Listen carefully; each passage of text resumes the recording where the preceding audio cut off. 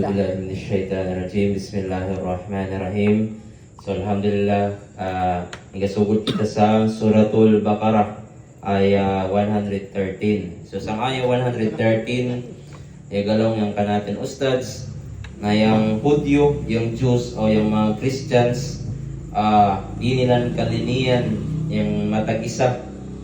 So, di nilang kalinian yung matag-isa kay igalaw sila sang igalaw yung Hudyo sang Kristiyano o yung igalaw yung Kristiyano sang Hudyo na wa ka mo pagasunod ng tama na relihiyon ng Ibrahim.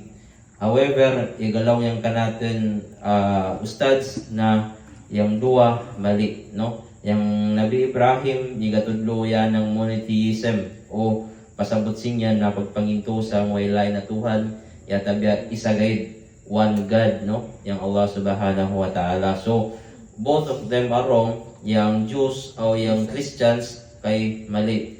Kaya wa silang pagtuman ng uno yang ipangtudlo sang original na Torah o Injil. Yang original na Biblia o Torah, Injil o Torah, wa nilang iindo sang Jews o mga Christians. Ayang Allah Subhanahu wa Ta'ala sang alaw na mauri mag-approve, mag-atag ng prove, magalawng na mali sila, mali yang mga Hudyo o yung Kristiyano. Na yung original na Biblia o Torah, inyan yung mga bunna. O ganyan kanata na doon, yung modern day version ng Biblia o Torah na on the revision sinyan. Yung Prophet Muhammad sallallahu alaihi wasallam ihagit nan yang Hudyo o yang Kristiyano na when yung kamayo pruweba na kamujud yung makalto sang surga. So why ikapakita nila na pruweba.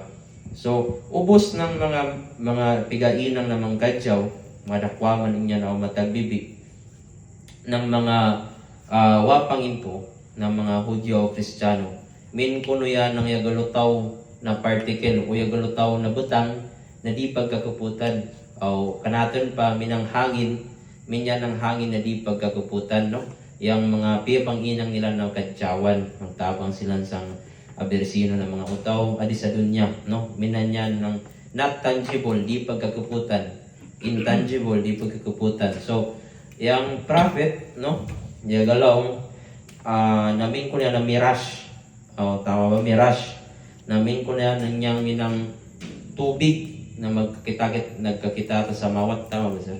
Tubig na magkakita sa mawat sang taas ng kanatin ato na pagmasay kita magkawa niya na tubig. So minigay din niya namin ng sang matata namin ng tubig laban din niyang mapasok yung alaw.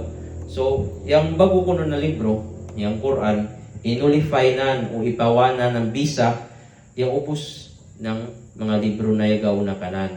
So ubos ng libro sinyan waday kanan bisa ba waday kanan epekto sang adun na mga umat ng Nabi Muhammad sallallahu alaihi wasallam.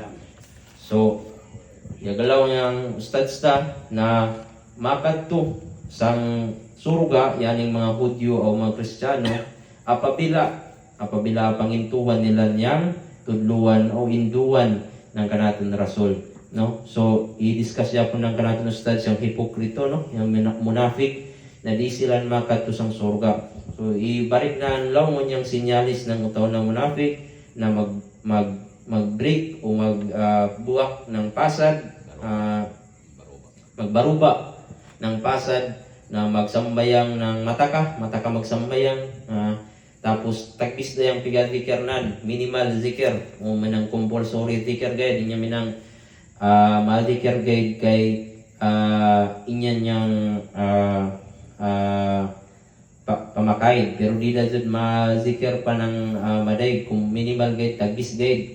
Tapos yung kanilang mangkadyo na ipanginang, piyapakita nila ninyan, di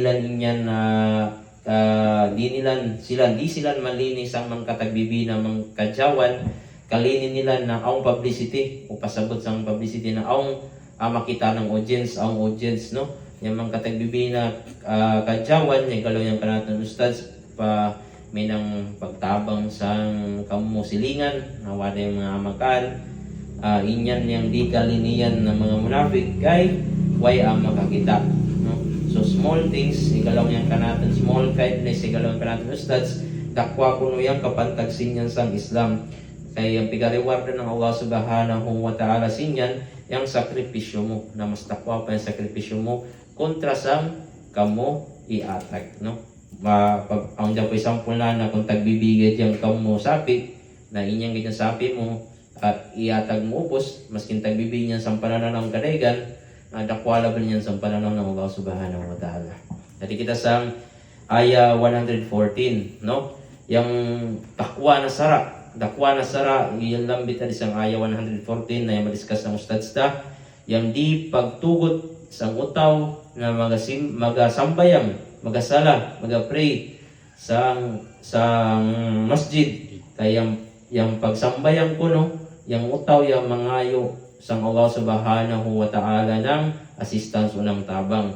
Na sino-sino yung maga-prevent o yung pugong sang sino man na magasambayang, magadua, magatikir sang ng masjid na yung makasarayan ng major sin o dakwa na sara. Na si Abu Jahal, ang kanan sampul ng kanatong ustads, si Abu Jahal i-threatened o ulga na niyang Rasul sallallahu alaihi wasallam na igalaw niyan na apabila kumadi ang Rasul sallallahu alaihi wasallam sa Makkah at ibasong ko yung kanan liyog, no? So pagdatong ng Rasul sallallahu alaihi wasallam, matudagaw si Abu Jahal, okay, yabarik yan, no? Yusip niyan ng mga utaw na nga yabarik kau kay Abu Jahal, igalaw niyan na sang pagutan namin ng Rasul sallallahu alaihi wasallam, makakita ako ng atun, no?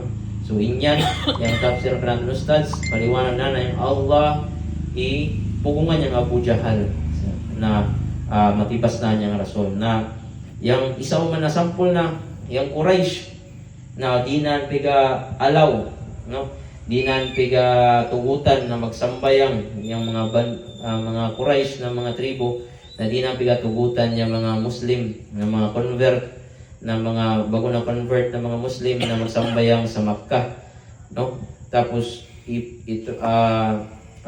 di man nila piga tugutan na barin sa Madina yung mga bago na Muslim, yatabya na way adaw nila na kabutangan, uno pa ba yan, way adaw nila na kayamanan.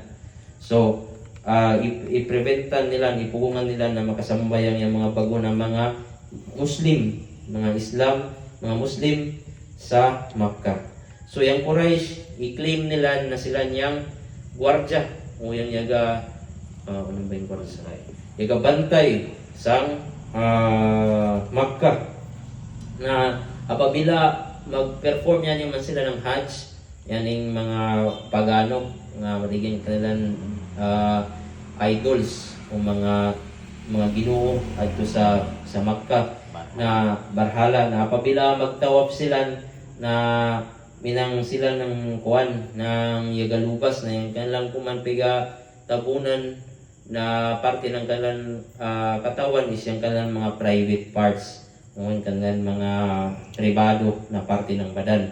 So yung Allah subhanahu wa ta'ala yagalaw na sino-sino itong eligible guide, no? Igalaw ka natin ustad, sino yung eligible na amay mo ng gwardya, tigbantay para sa mga moski. So ang upat qualifications. So pinakauna, yung mangitusang Allah subhanahu wa ta'ala. Ikadua, yung igasambayang ng makalimasang sangalaw. Ikatlo, yung igaatag ng zaka. Ikaupat, yung wakalok. Way ikalakanan yatabya yung Allah subhanahu wa ta'ala. So yan yung qualities o yung kalidad o yung kinahanglan ng isa kautaw para yan yung tigbantay sa moski. So i-relate ng ustads na sa Middle East adun, wa nila kalaki yung kadaigan yatabya sang Allah, sang United States o sang Israel. So yung magalaw yung ustad namin ng DPD silang niya na mga qualities na magbantay sa moski. Sang ikanayin umanang hijra, yung kanatin ustads na yung Rasul sallallahu alaihi wasallam kuno, makabarik sang Makkah na pagbalik na sa Makkah wada kunoy yaga simba wada idolatry na minangyaga simba ng lain pa ng mga Ginoo, no, maday na Ginoo na maday na kadinan, no. So wadi da sila magpakatawaf sang Kaaba ng yagalubas, no. Tapos yaning mga non-Muslim 5 kilometro sikan sang Masjidil Haram, yan yung pinakamasayid na akadudan ng non-Muslim ato sa Masjidil Haram. 5 kilometers sikan sa Masjidil Haram. So pagsud mo kuno sang Makkah, ang masugon mo, tingnan sugon niya maputi na isa o duwa ka unjoined cloth. So nang wakatahi basar unjoined wakatahi na dagom na maputik niya yang asugon mo sang Makkah, no. So aya 115, yang Allah Subhanahu wa Ta'ala wa kuno adi sa lupa, yang Allah Subhanahu wa Ta'ala iyan sa taas ng ubos, no. Iyan sa taas ng ubos.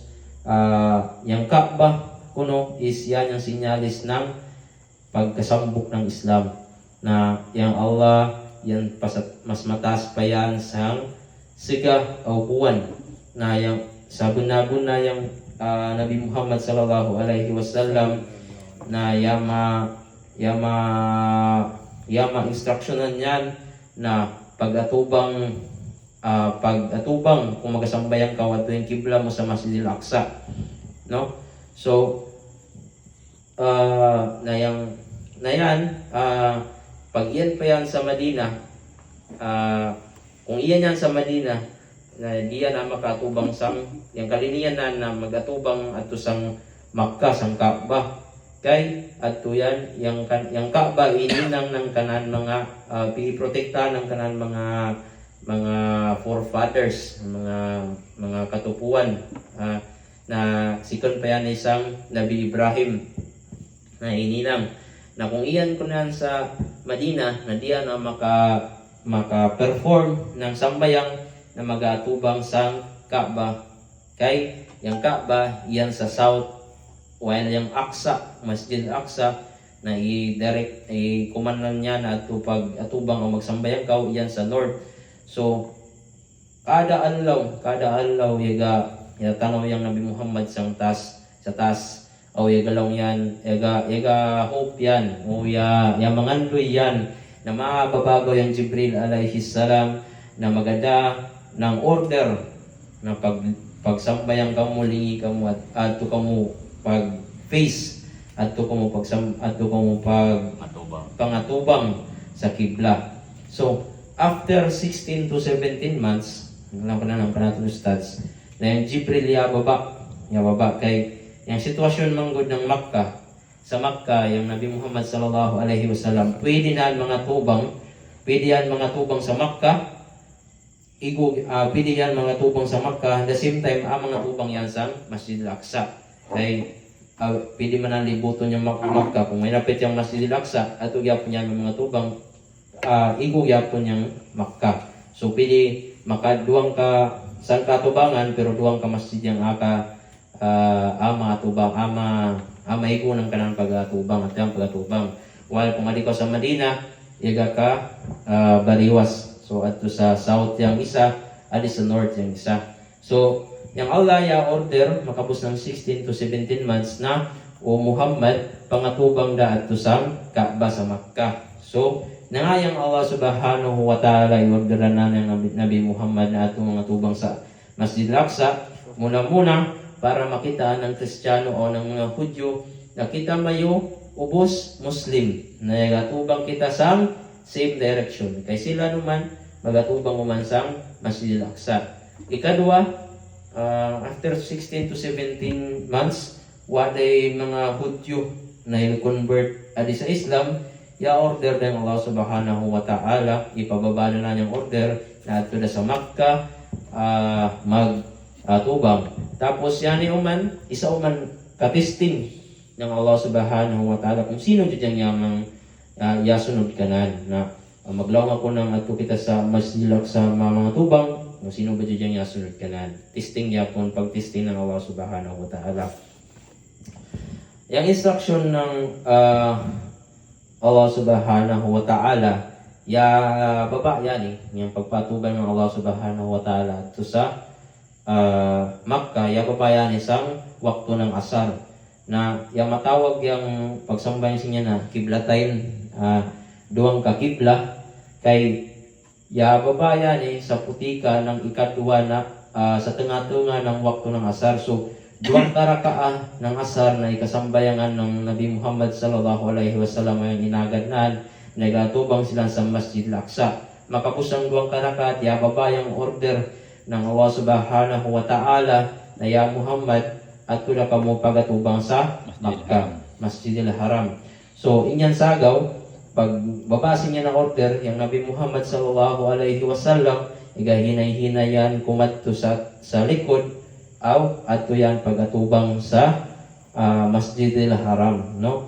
Na pagsambayangan. So inyan na pagsambayang nila, pinatawag na kiblatay, na kasambayan sila na duwang bukyang kibla nila. So sa aya 116, yung Hudyo, yung galaw na si Uzair, yung anak ng Allah Subhanahu wa Ta'ala.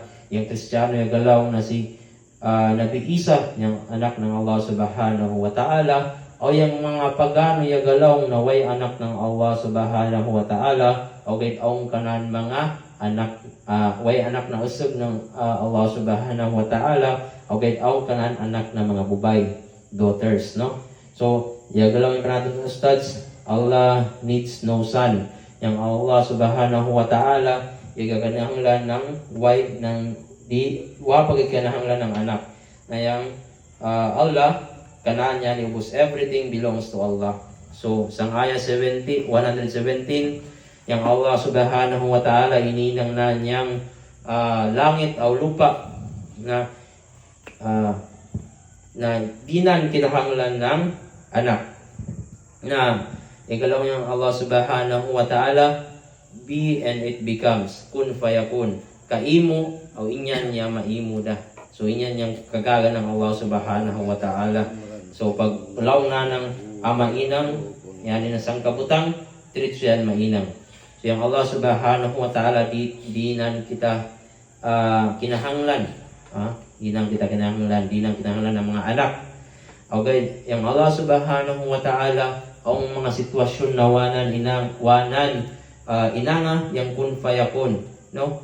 Sinyang pagbawi ng langit o lupa. Pagbawi ng langit o lupa. Kaya pagbawi ng langit o lupa, makapitunan inanga. So yung makapito yung galang yung kanatan, ustads na madeg kuno yung pasabot sinis ang Arab. Pwede yan is 7 times, 7,000 times, 7 million. Wakita katikam ng direction, basta makapitunan inanga. So nangako no yan yung mainang na makapito. So yan kuno, isa ka lesson ng Allah Subhanahu wa Ta'ala sa kautawan na di upos ng butang na yung mga butang-butang o mga butang-butang na kinahanglan ng panahon. So example ng astadsta, yung hilaw na prutas na kinahanglan na ng panahon para mahinog. Yung kanan na uluton, kinahanglan na ng panahon para maluto. Yung Allah Subhanahu wa Ta'ala ihinduang kita sinyan ng kasabar na panagsa, kinahanglan mo ng kasabar na kinahanglan yung Nabi Muhammad gani igalong yung kanatong ustads na kamang pa yan ng 23 anyos bago na ma-spread ng magjawa yung Islam. So kinahanglan ng kasabar. Yan yung teaching na iinang ng Allah Subhanahu wa Ta'ala yung langit o lupa ng makapito. Na yung Hudyo na sang ayaw 117 kailangan o kalinian kinahanglan ng Hudyo, kalinin ng Hudyo na makastorya directly, no? Harap-harapan yung Allah Subhanahu wa Ta'ala. Pero wa silang katigam na masking yung Musa alayhi salam wa pagkakita sang Allah Subhanahu wa Ta'ala na yung Allah Subhanahu wa Ta'ala itistingan na niyang Musa na pakitan ng kanan light, unang kanan sinag, unang kanan alag, no? Ipakita ng Allah Subhanahu wa Ta'ala yung Musa itong pagkato nilang sang butay ng Sinai na yung Musa ikuyapan sa pagkakitanan sang alag ng Allah subhanahu wa ta'ala. Na uman, yung Jibril alayhi salam, pag-Isra wal Mi'raj, iagadan na ng Nabi Muhammad sallallahu alaihi wasallam, adis ang pinakababa na langit, padagdag to, okay, yahunong yung Jibril alayhi salam, yung Nabi Muhammad sallallahu alaihi wasallam, yung galaw na ya Jibril, agad niya ko padug sa Allah subhanahu wa ta'ala, para makita tayong Allah subhanahu wa ta'ala, igalaw ng Jibril, adidagay na ko taman, di ko amagaga na makita yung Allah subhanahu wa ta'ala, kay kung inangan ko, naamasunog ako. So minahan niyang kabagat ng pag makita ko sa Allah subhanahu wa ta'ala, na yung Nabi Muhammad kay yung mapili na makita na niyang Allah subhanahu wa ta'ala, iyan yan sa hadapan ng Allah subhanahu wa ta'ala. So, sa aya 119, last aya na madiscuss ta doon, na yung gawbog ng propeta na magpapayapat gate ng subuan ng agama Islam. Yung gawbog ng Allah subhanahu wa ta'ala para sa mga mu'min, sa mga pious Muslim, na pag-atag kanila ng suruga ng Allah subhanahu wa ta'ala. Yan yung gawbog ng Allah subhanahu wa ta'ala para sa mga mu'min. Yung gawbog ng Allah subhanahu wa ta'ala para sa mga panginto, sa disbeliever, na pag-atag kanila ng naraka jahannam. Yung gawpok ng normal na mga utaw na pagpangintusang subuan ng Allah subhanahu wa ta'ala na ipatagnan sa Nabi Muhammad sallallahu alaihi wasallam. Si Abu Talib na uncle o bapa ng Rasul sallallahu alaihi wasallam, wapa ka convert sa Islam. Wayan atagin ng Allah subhanahu wa ta'ala ng hadiah na amay mo yan ng Islam, kay nangasayin yan sang kanan puso-puso na minang katigaman na yung Nabi Muhammad sallallahu alaihi wasallam, yung tinod na sinugo ng Allah subhanahu wa ta'ala, pero sang kanan puso-puso minang ikamuwanan na laon yung mga utaw, yung masyayan laon yung mga utaw, na convert dayan sang agama ng Rasul, agama ng Allah subhanahu wa ta'ala, na ikamumuwanan yan. Agaw sa waya natagin ng hadiah ng Allah subhanahu wa ta'ala na maka-convert sang Islam. Last na kanatin yung madiscuss, yung kanatin Shawwal, na unang kaalaw, na special laban yan, na iatag kanatin ng Allah subhanahu wa ta'ala, kayang reward sini, namin kita nang yung makapagwasa ng sang katuwig. Apabila ikapwasan tayang 30 days ng Ramadan. Yung buwan ng Ramadan, na malisod kung laban yan kay yung majority sa mga tao pagpuasa sa palibot ta. So i-encourage na niyang kanaton mga kita na magpuasa, inagad yung kanaton mga amigo o ali kita magbukas sa masjid para mas masayang kuno inangan niya na pagpuasa sa buwan ng Shawwal. So inyang guide yung i-discuss ng kanaton ustad sa na gawi. Assalamualaikum warahmatullahi ta'ala wabarakatuh. Syukran, Alim. Nur.